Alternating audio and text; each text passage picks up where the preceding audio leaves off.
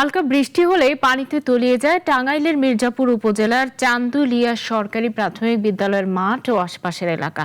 দিনের পর দিন পানি জমে থাকায় সৃষ্টি হয় দুর্গন্ধ, বাড়ে মশা, মাছি ও পোকামাকড়ের উপদ্রব।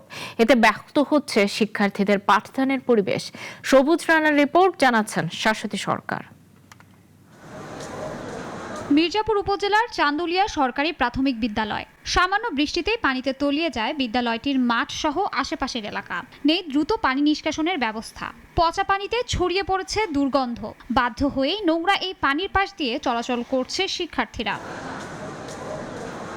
বিদ্যালয়ের মাঠে পানি জমে থাকায় খেলাধুলা তো দূরের কথা, স্বাভাবিকভাবে হাঁটাচলাও হয়ে পড়েছে কঠিন।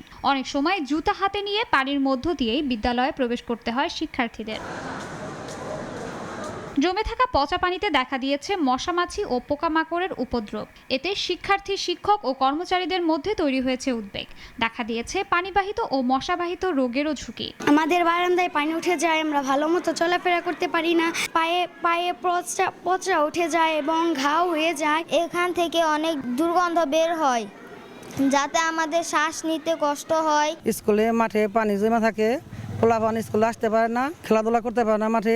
বৃষ্টি হলেই এখন পানি এখানে জমাট বাঁধে এবং পাশাপাশি আমার এই বারান্দা পর্যন্ত পানি হয়ে যায়। স্থানীয়দের অভিযোগ, পানি নিষ্কাশনের কার্যকর ব্যবস্থা না থাকায় বছরের পর বছর ধরে এই দুর্ভোগ।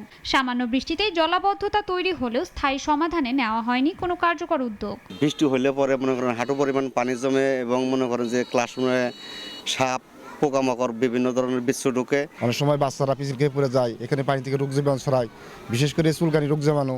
বাচ্চাদের অনেক সময় রাস্তায় পানি উঠে যায়, তখন আমরা এই বাচ্চাদের কুলে করে নিয়ে স্কুলে পৌঁছে দেই। ফান্ড পেলে এ ব্যাপারে উদ্যোগ নেওয়ার আশ্বাস দিয়েছেন উপজেলা শিক্ষা অফিসার। চান্দুলিয়া সরকারি প্রাথমিক বিদ্যালয়ে বৃষ্টি আসলে জলাবদ্ধতা সৃষ্টি হয়।